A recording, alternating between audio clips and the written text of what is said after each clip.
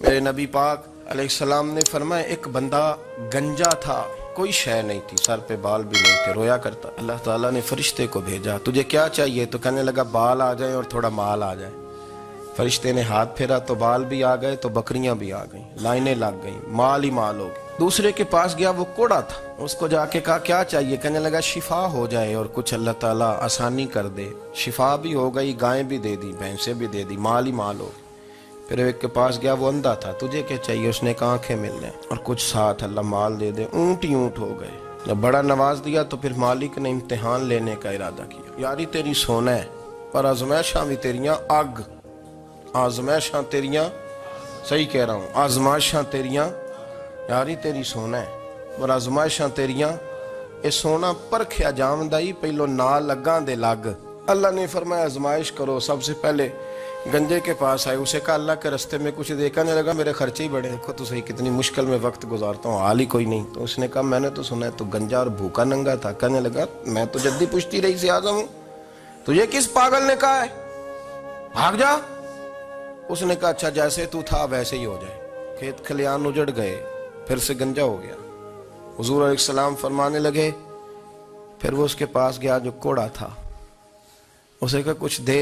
کہنے لگا خرچے ہی بڑے، اب پوچھ لیں کسی امیر آدمی سے، کہے گا چکی کے نیچے ہاتھ ہے میرا، میرے سے زیادہ تو اب پریشان بندہ ہی کوئی نہیں، کیا بتاؤں آپ کو، اتنا ٹیکس ہے، اتنا جرمانہ ہے، فلانی شے، بڑا کچھ گنواتے ہیں لوگ۔ اس نے کہا میں نے تو سنا تو پہلے کوڑا تھا۔ اس نے کہا جا دوڑ جا، میں تو رئیس اعظم ہوں، دادا بھی پردادا بھی اور ساری نسل ہی۔ اس نے کہا اچھا جیسے تو تھا ویسے ہی ہو جائے۔ پھر وہ گیا اندھے کے پاس اور جا کے کہا اللہ کے نام پہ کچھ دے۔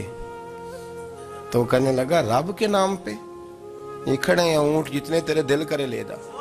اس نے کہا کیا معنی اس بات کا؟ کہنے لگا یار تجھے کیا بتاؤں، میں تو اندھا تھا، میں نے تو کبھی دنیا دیکھی نہیں تھی، پھر اس کریم نے فضل کیا تو مجھے بڑا کچھ دکھایا، میں کیا بتاؤں، میرا دل کر رہا ہے کہہ دوں کہ پھر اس نے کعبہ دکھایا، پھر اس نے روضہ رسول دکھایا، پھر اس نے ریاض الجنہ کے سجدے دکھائے، پھر اس نے اپنے محبوب کے دروازے کی رونقیں دکھائیں۔ اس نے بڑا کچھ دیا، اس نے بڑا نوازا۔ میرے پاس تو شاید میں بدکار پرانا خادم، کسے در ملی نہ ٹوئی، ایتے واصف یار نے نظر جو کی تھی پھر واصف ہی ہوئی۔ یہ تو اس کا کرم ہوا۔ تو یہ وہ کہنے لگا تو اللہ کے نام پہ جان مانگ، میں وہ بھی دینے کو تیار، میرے پاس تو شے ہی کوئی نہیں تھی، مجھے تو اپنا پتہ ہے، میں تو کوئی شے نہیں تھا، کچھ نہیں تھا میرے پاس، یہ تو ان کا کرم ہے کہ رخ ان کا ادھر ہے، اور مختصر سی میری کہانی ہے، یہ جو بھی ہے ان کی مہربانی ہے۔ تو وہ کہنے لگا میں بھی کچھ لینے نہیں آیا تھا، تیری آزمائش ہی کرنے آیا تھا، تیری عزتیں بھی سلامت رہیں گی، تیرا مال بھی سلامت رہے گا، تیری شفا بھی۔ اپنی زندگی میں کبھی بھی اللہ کی بارگاہ سے توجہ ادھر ادھر نہ کریں، چھوڑیں لوگ کیا کر رہے ہیں، دنیا کیا کہہ رہی، کبھی بھی اپنی توجہ دائیں۔ ہمارا یہ مسئلہ بن گیا کہ ہماری سیاست ہے، ہماری دنیا داری ہے، ہم بندوں کو راضی کرنا چاہتے ہیں، ہم دیکھتے ہیں کون کس طرح، اور آپ یقین کریں آپ تھک جائیں گے، بندے راضی نہیں ہوں گے، وہ نہیں راضی ہوتے، آپ ان کو منا کے لائیں گے تو ادھر والے نکل جائیں گے، ادھر کو منائیں گے تو ادھر والے نکل جائیں گے۔ اس چکر سے باہر آئیں، اس رب کو راضی کریں جو فرماتا ہے ان الذین آمنوا وعملوا الصالحات سیجعل لهم الرحمن ودا۔ فرمایا تو ایمان لانے کے بعد نیک عمل کر، میں لوگوں کے دلوں میں تیری محبت پیدا کر دوں۔ رحمان لوگوں کے دلوں میں محبت ڈال دے گا، اللہ لوگوں کے دلوں میں۔ اپنی نظر ہمیشہ اپنے رب پہ رکھیں، اتنی لمبی چوڑی دنیا داروں سے امیدیں نہ وابستہ کریں۔ میں نے دیکھا ہے لوگ کاسا لیسی کرتے ہیں، کبھی اس کے دروازے پہ کبھی اس کے دروازے پہ، ان چکروں سے باہر آئیں اور اپنے رب کی بارگاہ کی طرف توجہ کریں، استغفار شوق سے پڑھا کریں، اور اکیلے میں نا، اکیلے میں۔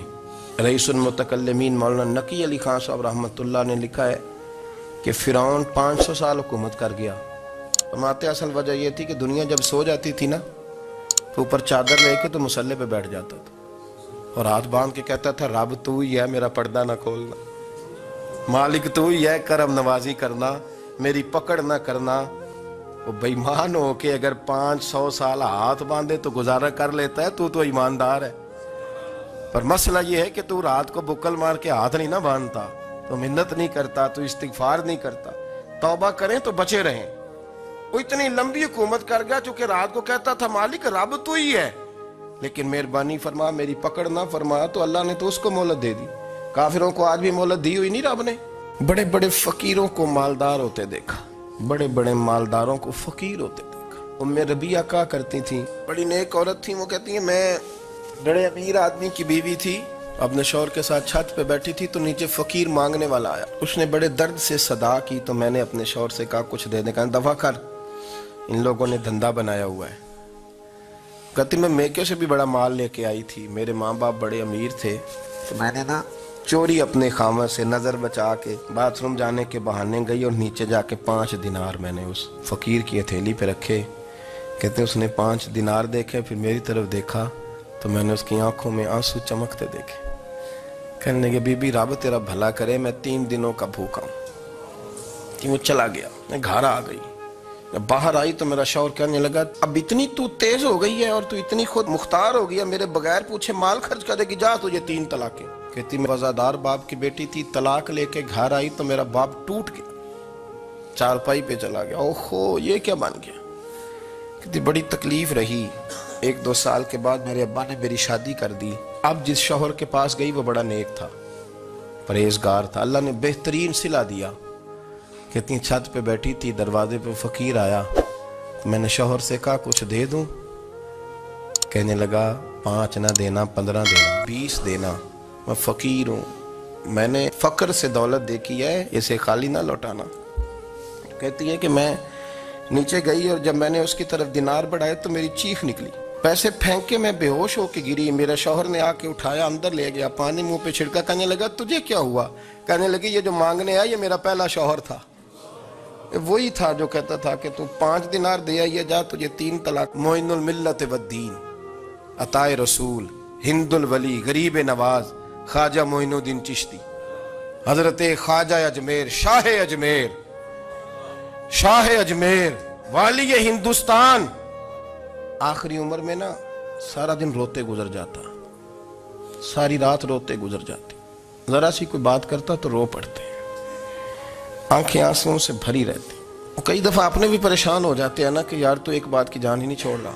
تو خواجہ قطب الدین صاحب بختیار کاکی سے لوگوں نے شد سے بات کریں، اتنا بھی تو نہیں نہ رونا چاہیے، ہر وقت اس کے آنسو کی کریے، عاشق دا کام ہی رونا توڑا، تبھی نہ روئے نہیں منظوری۔ ہر وقت رونے کا کیا مطلب ہے؟ تو خواجہ قطب صاحب کہتے ہیں میں قریب گیا تو میں نے پیر دبائے، میں نے کہا سونیا لوگ تو کچھ بھی نہیں کرتے، تو نے تو کمال کر دیا، 90 لاکھ آدمی مسلمان کر دیا، دنیا کچھ نہیں کرتی، تو نے 50 سال ساری رات مصلے پہ بیٹھ کے رب راضی کیا، تو شہزادہ تھا، حضور کی اولاد تھا، لیکن معین الدین تیرا ایک پلاٹ بھی نہیں، تو نے طالب علم پالے، انہیں غریبوں کو دیا، تو نے نوازا، کوئی شے نہیں تیرے پاس، ہر چیز تو نے، ساری رات روتے ہو، سارا دن روتے ہو۔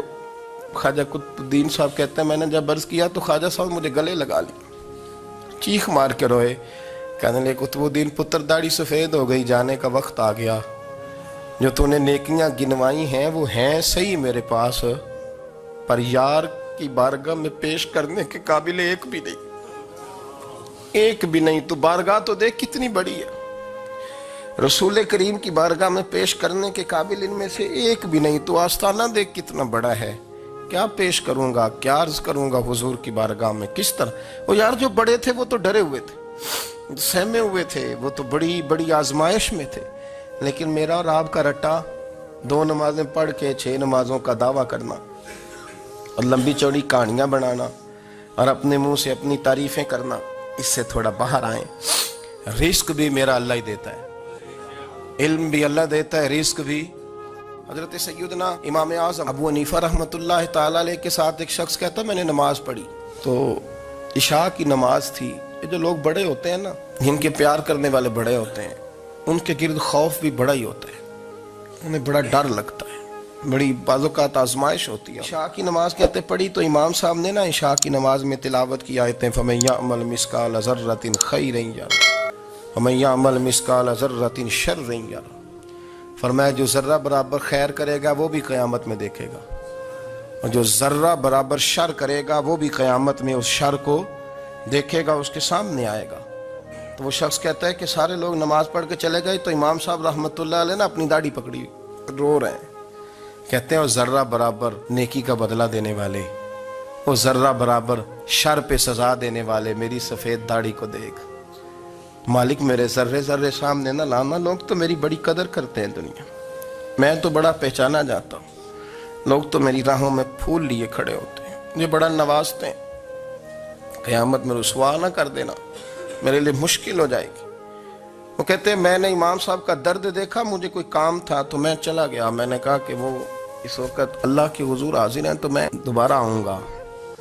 کہتے ہیں میں تہجد کا وقت آیا تو امام صاحب وہیں بیٹھے تھے اور ان کی داڑیاں آنسوؤں سے بھری ہوئی تھی اور زور سے داڑھی پکڑی ہوئی. کہنے لگے مالک رسوا نہ کر دیں، قیامت میں رسوا نہ کر دیں. یار جو ہدایت یافتہ لوگ تھے وہ تو ڈرے ہوئے تھے، وہ تو سہمے ہوئے تھے. وہ تو کہتے تھے یہ اس کا فضل نہیں، اس نے بلا لیا، یہ اس کا کرم نہیں.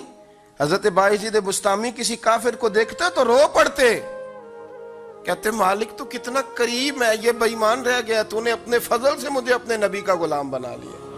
وہ رو پڑتے. یہاں تو لوگوں کا دعویٰ ہی بڑا ہے. نمازی اللہ خیر فرمائے وہ تو دوسروں کو گھورتا ہے، وہ کہتا ہے جنت کا میں مالک کو کنجیاں میرے پاس ہیں، میں کسی اور کو گھسنے نہیں دوں گا. اور اگر 2-3 حج کر لے تو پھر تو وہ کہتا ہے کہ اب میرے سے پوچھ کے لوگ جنت میں جائیں گے معاذ اللہ. اور اگر وہ 2 4 5 7 دفعہ کوئی نفل پڑھ لے تو پھر وہ کہتا ہے چھوڑیں جی سارے لوگ بے عمل ہیں، میں اکیلا نیک ہوں. نہ ایسا کریں، اپنی توجہ اپنے رب پہ رکھیں. جب یہ نظریہ بن گیا، جب یہ ذہن بن گیا کہ پیدا اللہ نے کیا ہے، دینا اللہ نے ہے، عطا کرنے والا اللہ ہے، نوازنے والا اللہ، تو پھر ساری توجہ دنیا داروں کی طرف رکھنا. میں اللہ والوں کی طرف توجہ رکھنے کا قائل ہوں، لیکن وہ بھی کوئی آستانہ ہے کہ جہاں حق مرشد کا نعرہ تو بڑا لگے پر رب کا نام ہی نہ سننے کو ملے. یہ بھی کوئی بات ہوئی کہ جہاں یہ تو نعرہ زور سے لگے کہ جیوے جیوے مرشد جیوے، لیکن استغفار کا درس ہی نہ ملے. ہر وقت یہ بتایا جائے کہ یہاں آ گئے تو بچ گئے. کیسے بچیں گے؟ میرے رسول پاک علیہ السلام کا دروازہ سب سے بڑا دروازہ ہے، لیکن میرے دوستو یاد رکھنا نبی پاک علیہ السلام نے بھی لوگوں کو جب رستہ دکھایا ہے تو رب کریم کا رستہ دکھایا ہے. میرے رسول کریم سید عالم صلی اللہ تعالی علیہ وسلم نے لوگوں کی اللہ کی جانب توجہ کرا. میری بات کو اچھے طریقے سے سمجھیے گا. علم اللہ تبارک و تعالی عطا کرتا ہے تو اسے اللہ کی عطا ہی سمجھنا چاہیے. کچھ لوگوں کے پاس علم ہوتا ہے پر علم نافع نہیں ہوتا، وہ ٹامک ٹونجا مارتے رہتے ہیں ساری زندگی. علم کو اللہ کی عطا سمجھیں، اپنی عقل پر اپنے شعور پر زیادہ بھروسہ نہ سمجھیں، نظر اللہ پہ رکھیں.